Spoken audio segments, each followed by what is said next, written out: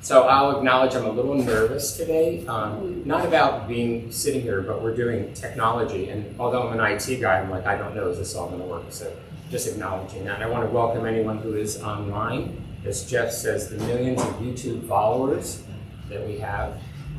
And yeah, let's just take a collective breath, if we will.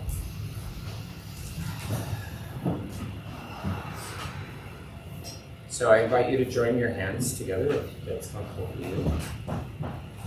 And repeat after me. I take refuge in the Buddha. I take refuge in the Dharma. I take refuge in the Sangha. Thank you. Ryan is mimicking the words for me. I think it's so sweet. My husband is up supporting me, so thank you. I love you. So Jeff said you can talk about whatever you want today, and he put out the idea of impermanence, and that thought came and went. So I'd like to focus on Sangha today, community. In a broader sense, there are different definitions of Sangha, meaning focusing on the teachings, and following the Buddha, but Jeff has often pointed to it being also the people that we're interacting with as we're driving our cars. That's our Sangha as well. And I just want to take a moment to acknowledge this week we lost a member of our Sangha, Baxter Hawk. Some of you may or may not have known him. But I want to acknowledge him because we did the Engaged Buddhist program together, and that was a beautiful experience, but also a learning experience for me because I had never really had a one-on-one experience with a person who was openly trans and talked about that and their recovery so openly and beautifully. And it helped me to shift from my, I don't know what I want to call them, but my preconceptions, my judgments, and my inability to accept something different than what I feel. And Baxter gave me that. So I just want to take that moment to acknowledge him. If anyone else, yeah, I just see someone acknowledging Baxter, yeah. So I don't know anything about the details of it, but you can read online on Facebook some of the things that, beautiful things that he did here, as well as in the recovery community and the trans community. So does anyone want to comment about Baxter and your experience with him on that topic? Yes, I see a hand back there. I was lucky enough to be in that group as well, and Baxter always had a beautiful way of sharing and bringing me into his life and his experiences. And I just saw him not that long ago here and got to hug him. So I'm sorry to see that beautiful life go. Yeah, he gave great hugs. He was very huggable. So I just want to acknowledge that. So that's part of why Sangha is resonating with me, because I think I first learned the word here and experienced what that meant for me. I'm also aware that Sangha includes my family that agree and disagree on certain things. Right? We have different points of view. We talked about that earlier. Also the people I work with. And I'm thinking about expanding the idea to include everyone. We hear right now. I hear people talking about a big enough tent to welcome everyone, even though they have different views. And I flash back to Marianne Williamson, who said, "I'm called to love everyone. I just don't have to have lunch with them all." And so I'm just kind of holding that space of just welcoming everyone. It doesn't mean that we're having lunch, but to really hold a space of openness and inclusivity. So I'm going to leave it at that. And we're going to now go into a 20-minute or so meditation, a silent meditation. I also want to acknowledge that there's a group here doing a half-day half-day retreat. Thank you, my coach. So talk about a Sangha. That's an experience of committing to that process as well. So that happens once a month here at Dharma Bum. So I invite you to get comfortable. Put anything that you need to aside. Grab a pillow. Yeah, do whatever that works for you. And it's going to be a silent meditation, but I will invite you to close your eyes if that's comfortable, or keep your eyes open slightly. as we take in 3 deep breaths.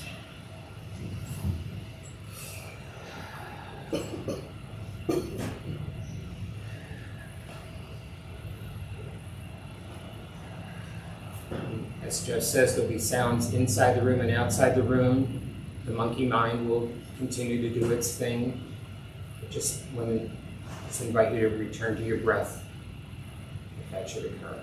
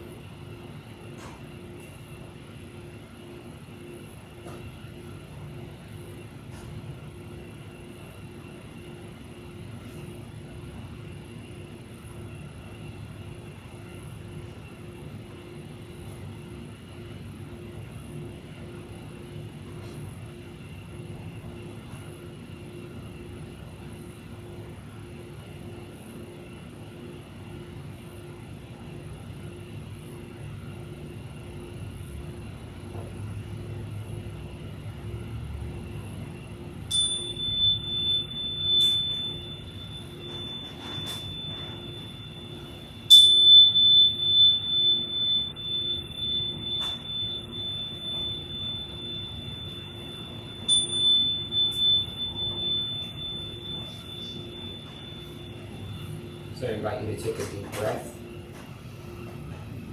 Bring your attention back to your body, to this room, and when you're ready, open your arms.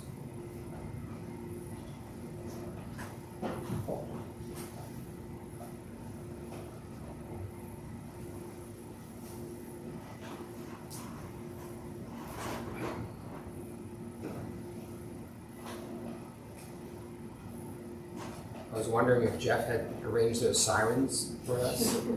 Did anyone notice a siren here or there? Or a smile on my face. Thank you for that. So I was talking earlier about Sangha, and I want to acknowledge my friend Dana has her grandson Sebastian with her today. Came to see Jeff. Unfortunately, didn't know Jeff today. But I remember you as this little boy and your sister, two little angelic kids, knee-high, quiet as a church mouse, they used to say, right?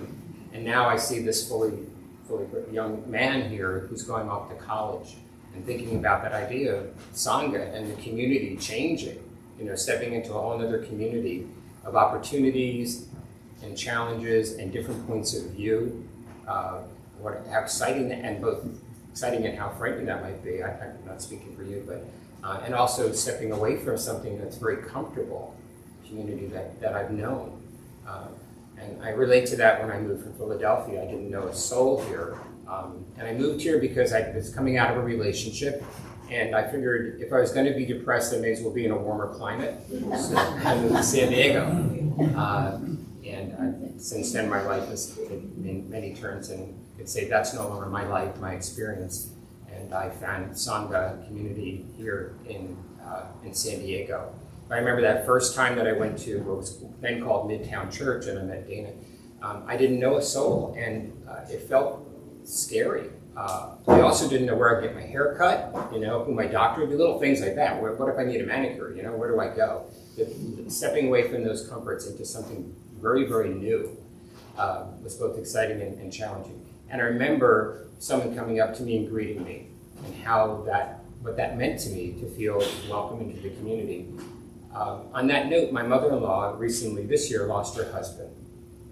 And as often happens, you take a break from your community, and now she was going back. And there was a church nearby, not far from us, that she went to, and another church of her faith much further away, which she also knew.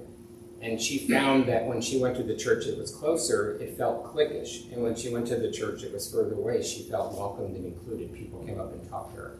And that, to me, speaks about the community. And this isn't coming from a place of judgment, it's coming from a place of just my own awareness that my coming to Buddhism, I kind of see it as this is my journey, and I come to meditate, and I'm not here to talk to anybody, And like when I first came, I was walling myself off. But then as I did the Engaged Buddhist program, got to meet Nancy and other people, and then also across the kind of cross-pollination from other communities I was part of and other sanghas coming here, and now I feel part of something bigger. And it's not because it wasn't there, it's because I opened myself up to it. So I just wanted to just really take a moment to acknowledge that and appreciate it and give thanks to this community for welcoming me and giving me the opportunity to also be alone and silent when that's needed to be. So if anyone has anything you want to share about Sangha, or if you're here for the first time and just want to introduce yourself, raise your hand. We know who you are, Sebastian. Yes? I'm fairly new, and I'm interested in experiencing this engaged Sangha, getting to know people and feeling part of the group, but so far I don't see how that can happen. What's this engaged Buddha program? Oh, okay. Well, right now I think there's one from Engaged Buddhist, Women's Engaged Buddhist program that's starting to speak to Jeff or check the website. I think that's starting this month. That's specifically for... Oops. Well, thank you for sharing. We turned all those things off, right? Yeah, we did. So please check the website or write out here maybe on the wall. Before you leave, Can you tell me a little about what the program is? Anyone here from the Women's Engaged Buddhist program that can speak to that? I can speak from, yeah, oh yes. Yeah, yes, thank you. What's your name? Candida. Candy. Hi, good.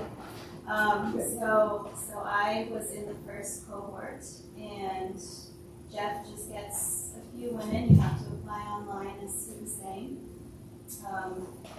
And we sit down with guest speakers. Two of them were Buddhist nuns. You just learn how to create a community among women. And every Thursday night, there's also like a support. There's a support group where you can come and just kind of share about your life a little bit. And two people, at least that's how it was done in the first cohort. 2 people will lead meditation, and it's about 7 or so minutes, and then we have just an open discussion about what life is kind of like in our own personal experience. So I gained some friends from there, some sisters, and it kind of just expanded my community, and I would definitely recommend to anybody who's interested in the Women's Buddhist Leadership Program. So, and I can give you my contact information too if you have any other questions. Great. Yeah, of course. Thank you for that. Thank you. The other Engaged Buddhist program, which will be starting again, I would think in 2025, we also included a couple of half-day retreats. I don't know if the women's group did We half-day did retreats. one, yeah. So going to other temples, and yes, I see it. Yeah, are they going to have that for men, or is it always for women? This particular program right now is for women, but in the past it was just open. It was just the Engaged Buddhist program. Yeah. So there won't be another one, I understand, from Jeff this year for the open one, but it's something we've been doing multiple times. So anyway, so thank you for that. And the Thursday experience is open to everyone. It's not for women only, it's women-led. And what I love about that group is it's done in a circle. Something about circles to me feel more connected than kind of talking at people in this theater style. So if that speaks to you, check it out. Or just next time come and move the chairs into a circle, and we'll do it differently. So what else? Yes? One of the ways that I've experienced, I guess, a bigger or more full Sangha is the food distribution program on Thursdays. Yes. There's 2 pieces of it. There's the sitting down making peanut butter sandwiches together in a big room, and you're talking across the table to people, and even across to other tables to people, and getting to know each other and why you're there, and what your motivations are there. And then there's the second part, which is going down to downtown and giving the peanut butter sandwiches to the homeless. I like to do both parts, but whether you just want to do the part where you're rubbing shoulders with other people making peanut butter sandwiches, or both, it's still a very rewarding experience, and makes the Sangha a little more personal. Yes. If that makes any sense. Yes. Can I see a show of hands of people who have done that Thursday experience? Great. So if you want to get sticky yicky, join us on Thursday at 4:30, I think it is. Correct? 4:30? Yeah, for making the sandwiches. So on that just reminded me that part of my community is also serving at Path on Tuesdays. You have a Volunteer Tuesday experience that I want to plug. You can join us from 5 to 7, and we help prepare a meal and serve folks who are living in interim housing. So they're formerly homeless, they're in interim housing, and as long as they behave themselves, according to the rules, they're there indefinitely until they're able to find housing for them, and also employment. So they help them with all that. It's a beautiful program. And there's nothing to me more rewarding than someone coming up to the food line and saying, I got a home. I have an apartment.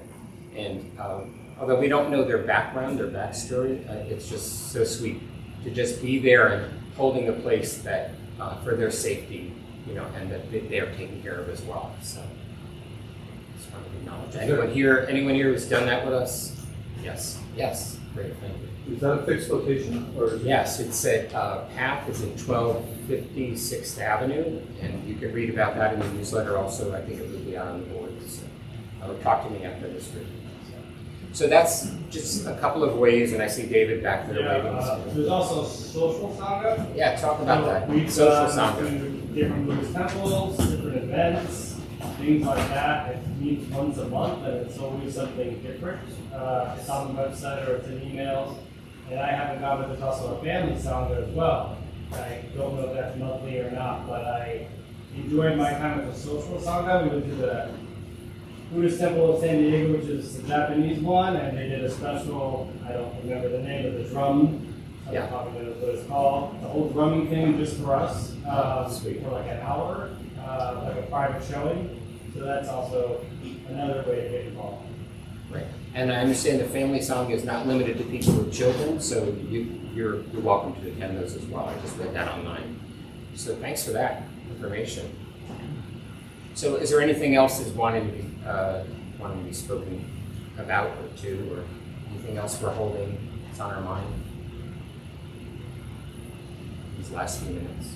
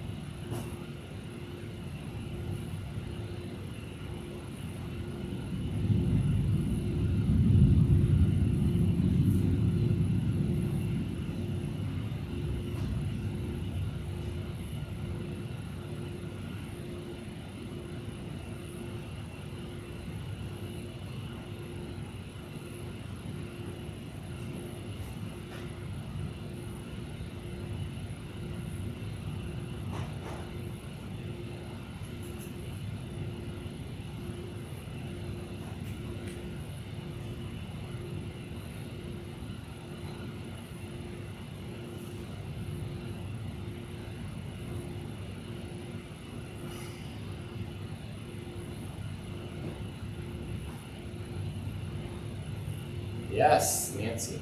Can you talk a little bit about reincarnation? Now Can you we? were talking about Baxter earlier.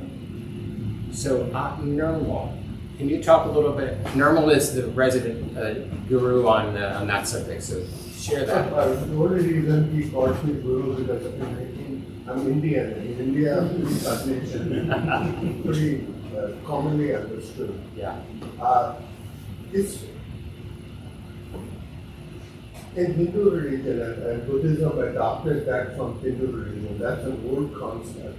And in Hindu religion, they say your soul, whatever your consciousness is, it doesn't die when you die. And when you physically this body dies, your consciousness is reborn in some other form. It could be an animal, it could be a plant, or it could be insect, or you could come back as a human being. And they talked about that there are 84,000, and the number 84,000 really implies infinite number of variety of insects or animals. So coming back as a human being is very low probability. So that's why they say that since you're human right now, don't waste this life. So that's the guilt they provide. And so basically, if your karma is good, your actions are good, you'll come back as a higher form. And if actions are bad, you'll come back as a lower form. And if actions are very bad, you go to hell temporarily, not permanent. It's just like going to a prison and coming back. Or if your actions are good, you go to heaven. It's like going on a nice vacation and coming back on earth. So those are not permanent. That's the concept which was there in India, and Buddha adopted that. A lot of it makes sense if you believe in rebirth. He did not believe in soul, that's a different thing, but he also believes some kind of a subtle consciousness which carries your karma in the next life. So basically that's where the concept came from. A lot of people, especially people who come with the Judeo-Christian religion, it's hard for them to accept that. And you don't have to accept it, and if Buddhism makes sense even if you don't believe in reincarnation. If you believe in reincarnation, it's somewhat easier. Some of the actions you see right now in the world, they may make sense why that is happening. That's all I can Can you speak to, Normal, how that influenced your life on a day-to-day basis, coming from a belief system of... When I was brought up, reincarnation, I mean, everybody in India, even today, most Hindus would believe that. For us, it is kind of normally understood. And so we do, because we assume that an insect would have the same kind of a soul as we do, we tend to produce more kindness. So you are less eager to kill insect or anything. So that is how it influenced me, that every life has a reason and we just leave it alone. Now, do you have any memory of your past existence, past lives? No.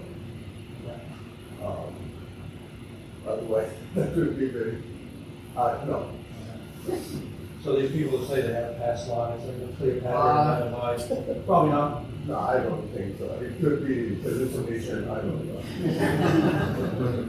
Okay, so I don't like killing insects, but my house has been inundated with ants every day, a new place, and I hate killing them.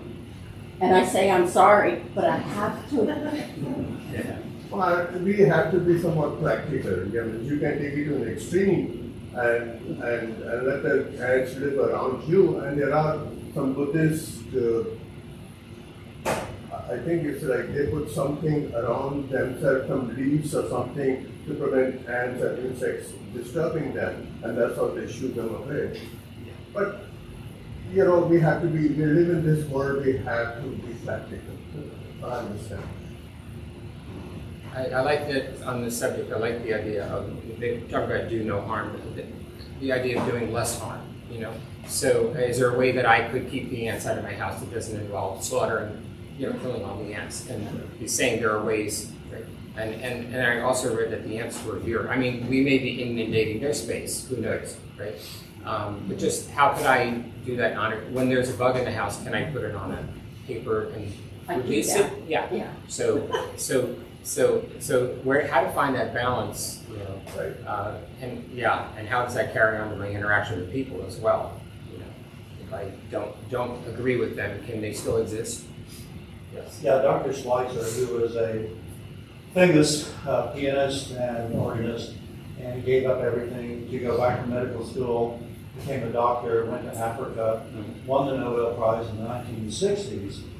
He knew that his operation room had to be clear of bacteria. Yeah. So he would leave, and they would spread, and he would come back again. Okay. I want to just circle back to Nancy. You asked that question about reincarnation in relationship to Baxter. Okay, so is there anything more that you wanted to say or that was behind that question? No. Okay. Thank you. Only other thing Because- I would add, Maggie had told me downstairs that in Buddhist culture, it takes 40 days for the rebirth to take place, or 40 days. So they said we should pray for 40 days for good people. Good. That's Thank you for in that. some cultures, so it kind of a generate compassion for the species.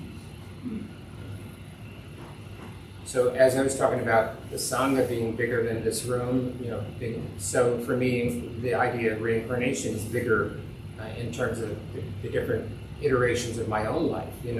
Coming to San Diego was also a reincarnation for me because it was a new beginning and coming into a place of faith, of the Buddhist teachings, of this is a new opportunity for me to see the world differently. So for me, reincarnation isn't limited to the physical, but it's also about growth and change.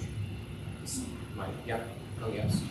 Isn't it I'll come back an to important concept in Buddhism to stop reincarnation, samsara, the cycle, birth and rebirth, death and rebirth, because it causes suffering, and the whole point of nirvana is to Yes. reach enlightenment, Yes. which I guess kind of stops that cycle of suffering. So reincarnation a bad thing, or should we be trying to stop that, or how does that fit in that model?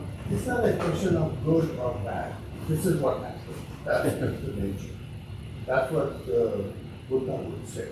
That all of us suffer, and the birth and death are, they say, are very, once you are born, you know you're going to die, so they come in a state. And the suffering is more in the death. So one way to break the cycle would be to get to nirvana. So it's just you're trying to break the cycle of suffering. And reincarnation puts you in a rut of, so it's not a question of good or bad. It's like gratitude. It's there. It's not a question of good or bad. That's what it is. I saw a hand up front. Yeah, I Yes. was just gonna say, I heard Jeff talk before about thinking of reincarnation, like each day when you wake up could be a rebirth. Yeah. Every day. Yes. Did I see another hand back there?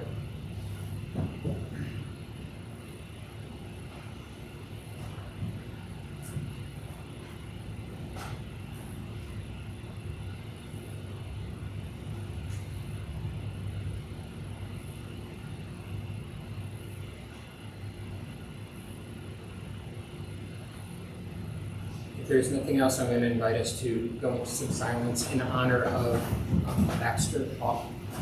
And I'm going to start with a transfer of merit, and then we'll just sit quietly and ring a bell when we're complete. So, Mamie, good that it's come from this discussion, this conversation, be transferred to the soul of Baxter, wherever he is. And just giving thanks for the life he's lived, for the example he's set, the hearts he's touched.